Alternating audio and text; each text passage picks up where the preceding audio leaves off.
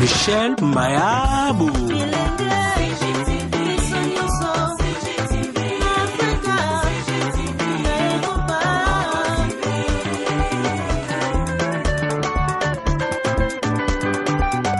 Émission ya kitoko culturelle, politique, religieuse et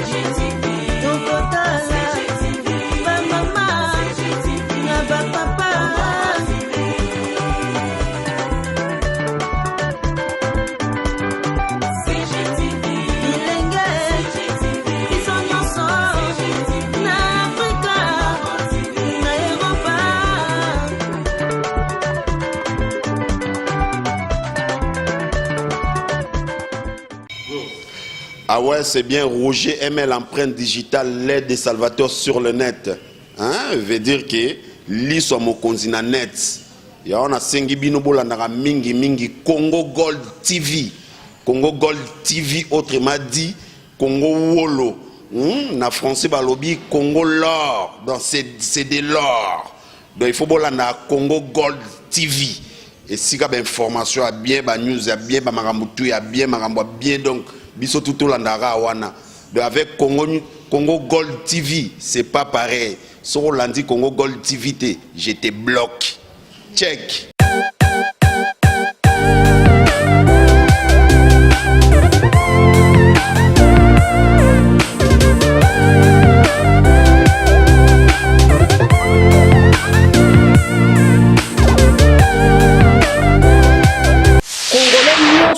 D'une manière ou d'une autre, biso nyonso toza na part ya responsabilité, toza ba coupable. Pour moto aza pasteur, aza na autorité moko sur moto. Bino botanga la Bible, balobi mon peuple périt par manque de connaissance. Congo Gold TV, à la vitesse de la vie. Mbote bandeko batali ya Congo Gold Television, nazongeli bino lisusu na poswa lelo na masolo. Ndenge katolobaki masolo na biso ezali esika tokanisa tokabola makanisi mayele bwanya na bino na masolo ya lelo bandeko na ngai nalobaki makambo nyonso soki na sololi na bato na komeka toujours koya nango tokabola na bino mikolo elekaki tozalaki osola na ndeko moko ayebisi nga alobi ndeko na ngai tala naza na mikakatano ndeko na ngai ya mobali kuna abengani bana na ye comme quoi akendaki na église et que pasteur ayebisi ye que non soki ba perdre musala na ye soki aza na difficulté lelo akomi na pauvreté eza parce que bana na ye baza bandoki awa ayebisi nga bi ndeko na ngai est-ce que vraiment likambo wana yo moni yango ndenge nini? Et ça linga vraiment pas si comment est-ce que il y a kokoloba que bana na ye bazali bandoki que likolo na bana ende bana ye azosa musala te azali akomle ona ba kokoso abengani bana kutu atumbaki mwana ni batumbaki mwana moko soki basopele ya moto ou je ne sais plus quoi. Alors lelo lisolo alelo na ngaki na sola na bandeko na biso ba pasteur.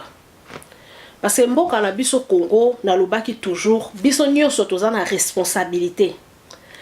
Pas si o nyonso tozo koma na na mboka na biso Congolais nyonso d'une manière ou d'une autre biso nyonso toza na part ya responsabilité, toza ba coupable. Tozali ko contribuer na destruction ya mboka na biso. Masolo lelo na ngina lobela ba pasteur par rapport ya makambo bana.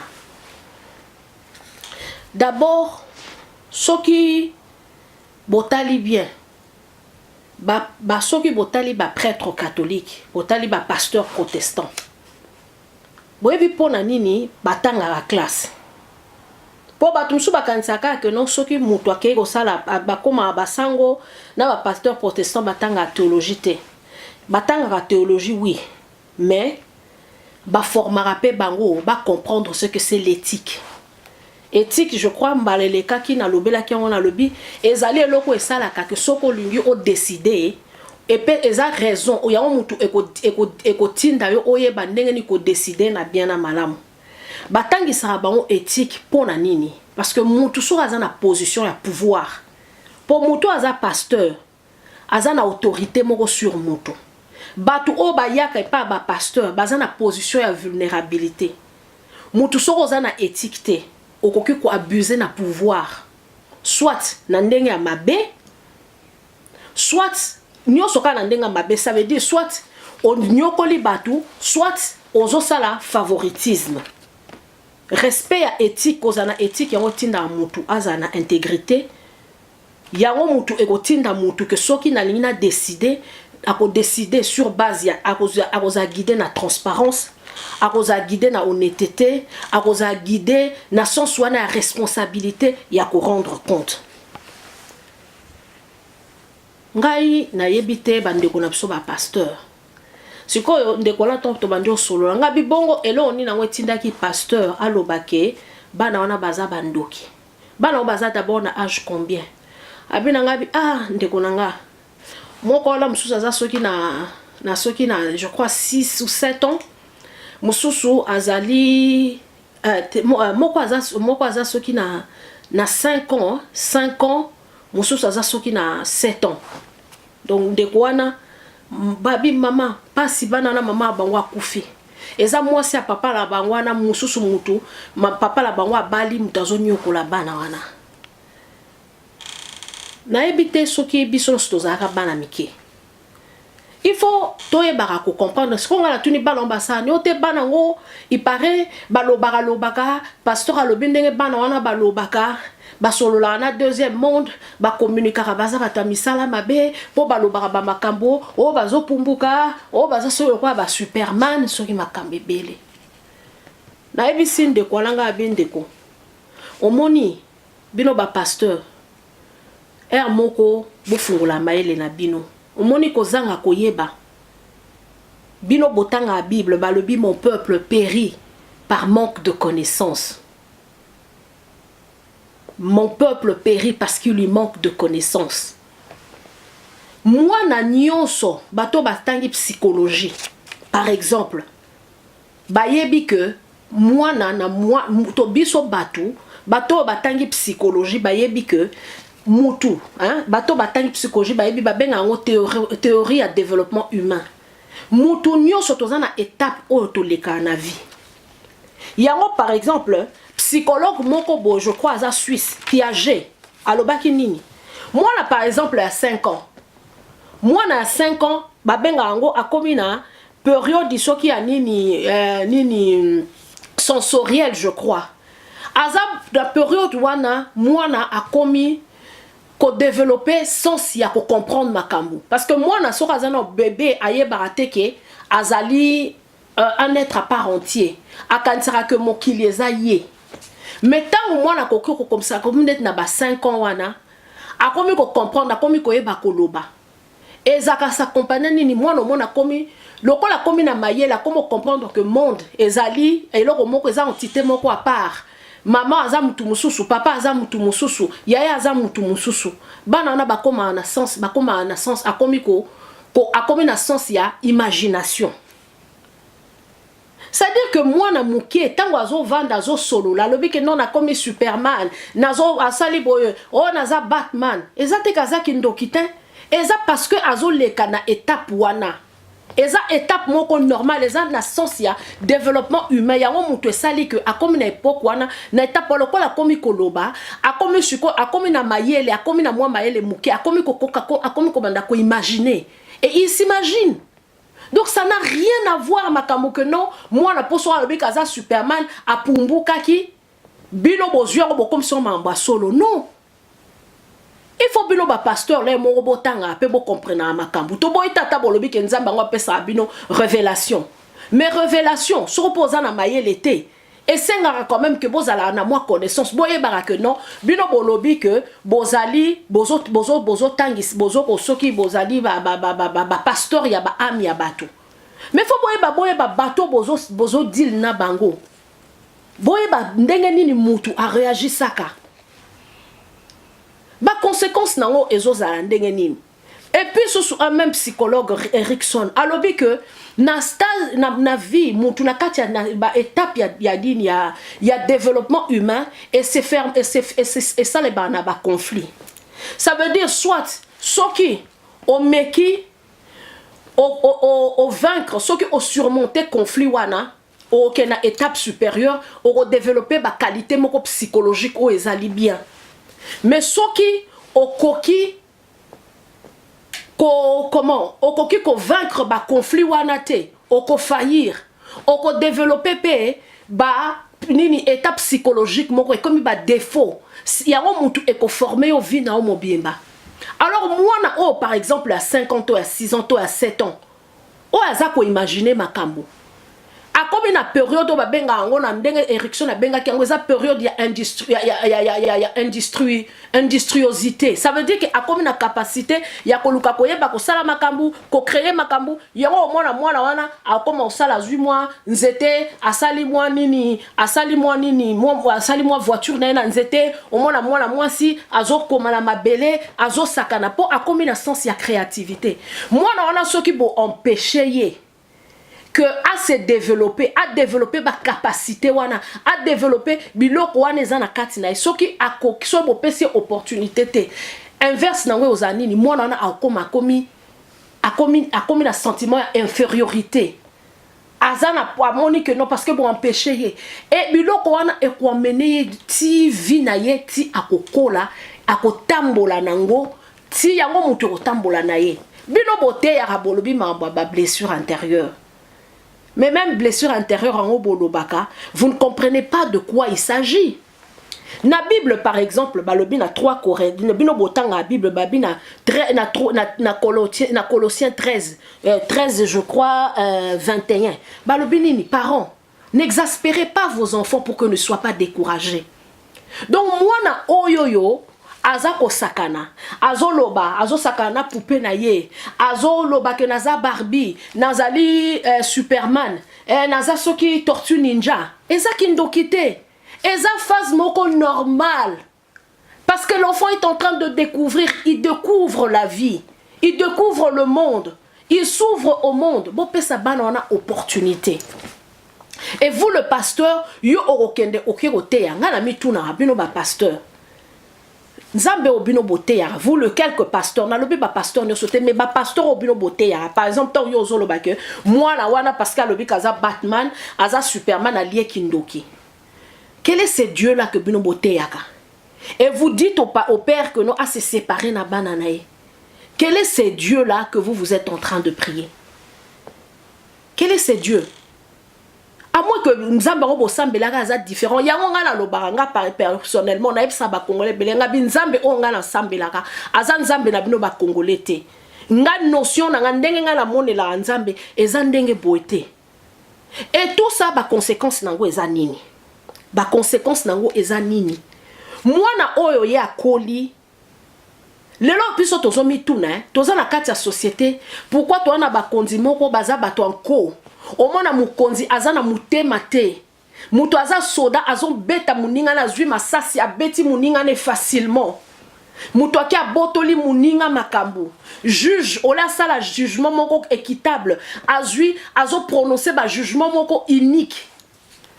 Vous ne savez pas que c'est à cause na babiloko aboye omoni mutu tango yo zo finga mwana wana za ndoki mwana tango yo zo finga ye ndoki tango boza ko accuser de tout ah yonde moyibi yonde likolo na famille zo bimate mwana wana a intérioriser message wana ako intérioriser ango yango ko mwana tango okende na ebo menacer andimi ke wina za ndoki parce que bana bazana modèle mususu te comment biso ba tout modèle la bana tango yo zo beta lisolo bandoki baliaka bandoki baliaka misunya bato mwana pe a force a koyoka akokende pa lobi oui balobaki ngam na liaki musunya mutu nga mutu na sala ki boye nga mutu na pumbuka ki na kebe parce que bayoka kango mwana mundele par exemple pourquoi bana mindele makambo ki ndoki okoyoka jamais mwana mundele alobino na pumbuka ina butu na liaki musunya mutu.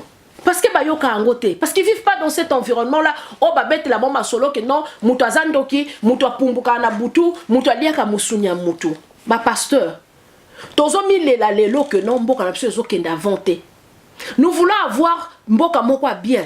Mais biso tozo comprendre que si on n'investit pas dans les enfants, soki tozopesa bana encadrement il faut est-ce que bozwi mwana wana yo pasteur otei mwana wana bimi ake na balabala mwana wana lobby qu'est-ce qu'il va devenir? Qu'est-ce qu'il va devenir? Vous l'exposez.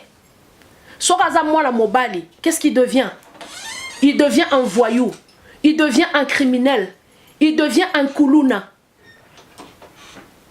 Et mutu aboye lobby, ye mutu abanda komi ko menacer batu, akomi ko kende ko violer batu, azana ki motema te. Tant qu'on maman moko a violé maman, tant qu'on a bébé a violé bébé. Pourquoi? C'est parce que toute sa vie il a vécu naba humiliation. Vous savez quand quelqu'un est humilié, quand quelqu'un est ridiculisé, a comme ana soni. Au moni soni, bateau bayokara soni, bateau baza humilié. Mécanisme na bangwa défense ezakanini. Soit azana agressivité moko ya makasi. On comprend de te moutouana, azana degré agressivité moko boye, ozo komona ke, ozo yebate pourquoi moutou aza agressif. Ou soit au mona moutou azaka na humiliation, ou azaka humilié makasi, aza soit moutou moko, soit aza retiré, azaka froid na batou, il a toujours de problèmes na batou, aza toujours froid, aza toujours retiré, ou il s'isole. Humiliation. Ridicule, quand ridiculiser moutou azo se sentir humilié ou azo se sentir que ba fingier bazo qui se soni. Parfois au monde a développé complexe de supériorité moko boye, surtout sur a comme na position azui, a comme na complexe de supériorité comme on l'axabina lobi ke bo monite bo zuit bon dima ite ke ngana kokoma boye. Vous pensez pas na babilo kwana. Vous ne pensez pas bozui moi na moi si akena balabala. Une petite fille de 6 ans qui se retrouve dans la rue, à la merci de tout, il y a tout. C'est-à-dire que moi, là, on a 6 ans, il y a moi si, vous besoin qu'on expose, n'a pas de danger. Donc, avant même 10 ans, on a déjà sayebi mibali. On a déjà violé, n'a 12 ans déjà, a commis déjà, Tamsous a commis maman, a commis na zemi, a se retrouver dans la grossesse moko, oye, à l'ingité.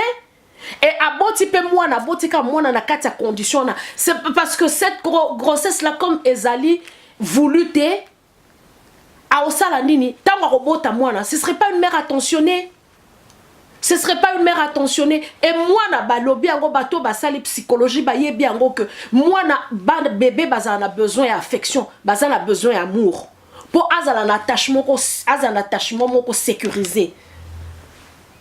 Moi na oyoyo azali na ba pesa e bolingote oyo ba pesa ye affection te akokoka kozala jamais attaché ako créer soit akozana attachement moko akokoma attachement moko insécurisé soit azali mutumo a évitera batu akozana problème ya ba relation personnelle na batu akoko vivre te azangi ba social skills ayebiteneni ko vivre na batu soit aza mutumoko aza tellement agressif aza na façon ya komone la makambu oh ya lobika yango wana ba pasteur bandeko na ngai. Et on se tonne c'est comme mutu aboye lobby à souffrir à vivre na ba humiliation à vivre na ba injustice aboye ata boteyi banda lobby tongo mediti pourquoi moko ba makabo bote ya batu ko délivrer bateau besoin babo délivrer bateau. Parfois les gens n'ont pas besoin de la délivrance. Parfois les gens ont seulement besoin de l'amour. Bola ki sabango bolingo. Bola ki sabango compassion.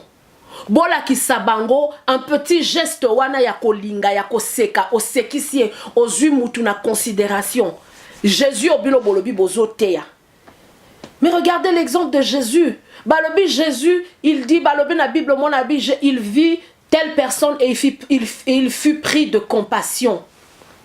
Tala ba caractéristique à Jésus, azaki muta ba compassion.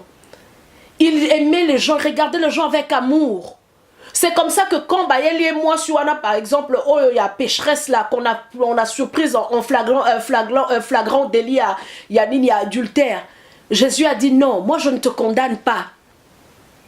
Et aujourd'hui, biso tozoro kamwa que non la société na biso société moro boye batu toza na mité maté toza batu moko toza mafu toza batu moko tozali congolais andimbara mutute on se pose des questions, on ne comprend pas que la cause mususu est interne. C'est vrai que destruction en boka na biso, batupé na libanda bazan, batupé, il y a des forces extérieures, hein? De forces du mal, il y a extérieur pe bazozala. Elles y sont pour beaucoup de choses. Mais biso pe ba congolais, toza na part ya responsabilité. Bino ba pasteur. Pourquoi toujours kaka bana ya batunde bazalaka bandoki? Et puis mutu sora zandoki. Et c'est cette façon-là que yoro kende koloba. Comme je le dis, les gens n'ont pas besoin parfois de délivrance. C'est juste un peu d'amour, un peu d'affection, un peu de considération, un peu de respect. Tokoki ko créer une société. Ezala bakonzi na biso to senga bakonzi ngala yebisa toujours bato bakonzi na biso baza ba extraterrestre te bauti na mapata te bakiti. Ils ont vécu dans une société et so ba vivre na kati ya atmosphère oyo bato bafingara bakanga bato bandoki ba humiliaka bato. Ça veut dire que système na bango modèle opératoire interne o ba psychologue balobaka façon na bango komona makambo ezali déjà tordu. Ça veut dire que moi akoli na ba humiliation, akoli na ba injustice, akoli na ba rejet, mutu aboye akoka koza ako jamais kopesa confiance na batu. Mutu abo akoyo que la jamais mutu mawa, mutu aboye akoki jamais koza na mutema ya malamu, à moins vraiment que ezala ndenge, mais d'une manière générale aroza mutema ya mabe yango tozoza na bakonzi bana mitema te. Tout simplement pourquoi peut-être na kati en France na bango ils ont vécu de choses comme ça. Ba pasteur, revoyez un peu ba maté anabino. Ne profitez pas na faiblesse ya bato. Bon profiter na faiblesse ya bato te, bon profiter na situation difficile au ba congolais bazala ngote pour bo banda ko exploiter bango. Comment est-ce que yo koloba que papa wana sora zozwa musala te eza bana na e batu ba lokiye na condition ya mboka na biso ya Congo boye bisanga bino ba pasteur obozo te ya que pour le chômage eza esprit moko démoniaque dans un pays où boza soka na 5 entreprises mobimba. Pour une population, ceux qui activent toloba, mikolo baza peut-être 80 millions. Nini toloba ceux qui toza 80 millions de Congolais. Peut-être que mikolo bazo représentait peut-être 40 millions. Ce qu'on entreprise, ils ont 5. Et puis nous bon que noter à batu que non, mutoza na moli moi chômage. Nde bana ne batu baloki. Ça c'est un non-sens.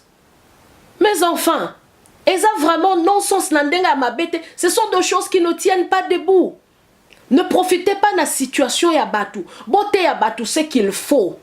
Apprenez aux parents balinga bana bango. Même ceux qui moi na wana zandoki. To boite, to zaba africain.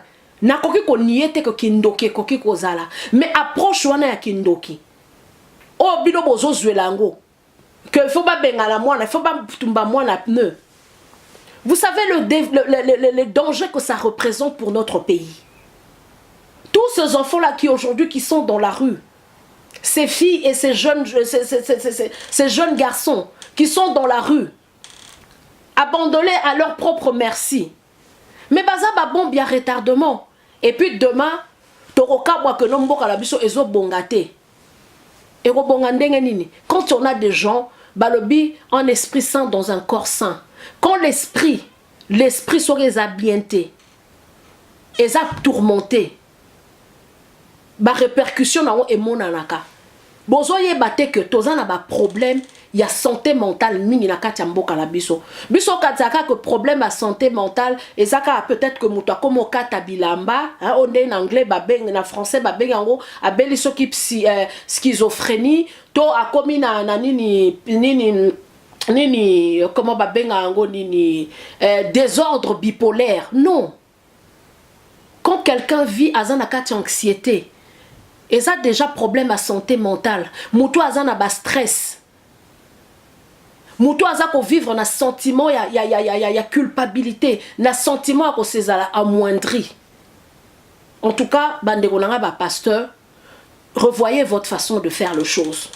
Revoyons votre façon de faire les choses. Ngai penza personnellement, toko manga na monique na mboka la biso, tout ça l'année bazo ça na poto bazo vraiment loi au balobi que le bien-être de l'enfant est à la avant et les cas ya batutu pour na mboka en Angleterre eza bosoro ke na Children Act donc o eza loi na bango sur les enfants première section première phrase bakomi the welfare of a child is paramount. Ça veut dire que le bien-être de l'enfant, il est primordial. Et l'équipe même il y a reine, et l'équipe même il y a papa, et l'équipe même il y a maman. Tout comme à un niveau à boye. Parce que c'est pas normal. Et vous, le pasteur, Bozali parmi bateaux bazar pour contribuer à la destruction en Bokanabiso. Quand vous vous acharnez contre des enfants qui sont des êtres innocents, qui ne peuvent pas ils peuvent pas se défendre et que bozo ko accuser bango na sorcellerie alors que eza étape moko normale que l'enfant à un moment donné moi na sora comme adolescent a comme na moi mutu makasi ça n'a rien à voir à makamba kindoki moi na sora comme une adolescence eza perodo aza ko découvrir par exemple identité na ye bozo ngo ka te bozo ngo que no comme na milimu mabe non instruisez-vous quand vous avez des lacunes instruisez-vous. Et aujourd'hui, connaissance c'est ça, na makambounio, c'est ça que les classes, ba Google les ali, ba makambounio c'est ali, okoki kotanga, boyoki ango. Toza na posa mboka la biso kende liboso. Alors que pour que mboka la biso kende liboso, nous avons besoin de gens au bazali équilibrés, na katia mitu na bango, et puis na katia nzoto na bango. Et pour que toza na bateau baza équilibré na katia mitu na bango, et ça la katia tepe na katia nzoto na bango, et banda de le bas âge. Alors toi ba ko investir na katia bana biso et bino ba pasteur botika ko incriminer bana quand vous n'avez pas de choses à prêcher bo vandinier au lieu que ko incriminer bana ko kosela bana makambu bana bazo comme boza traumatisé moi na koli na babilo moko boy lobby to comme na ba problème ya société. On a des toza na ba konzi moko ozo comprendre tes comportements là ba oza soki ndenge nini boza na ba juge moko comportement ozo comprendre ndenge nini ba soda comportement bozo comprendre ndenge nini tout simplement parce que déjà dès le bas âge bo baby ça qui mitu na bango. En tout cas bande konanga o moke na zakia ko kabola na bino na mukomwa lulo yangwana merci mingi ndenge bolandi biso ndeka na lobaki Congo Gold Television eza pona bino. Bo souscrire tozaka na posa na bino bo souscrire ezalango gratuit ba j'aime pe moi bouton fini moi like et ça la paix bien ba commentaire na comment sepela na comment on a vraiment que batou bokomi koyoka moi ba commentaire ezo sepelisa biso soki boza toujours na sujet ya koloba boye biso toluka toujours to partager na bino botika la malamu nde to kutani na poso ekoya. Congo Gold TV, à la vitesse de la vie.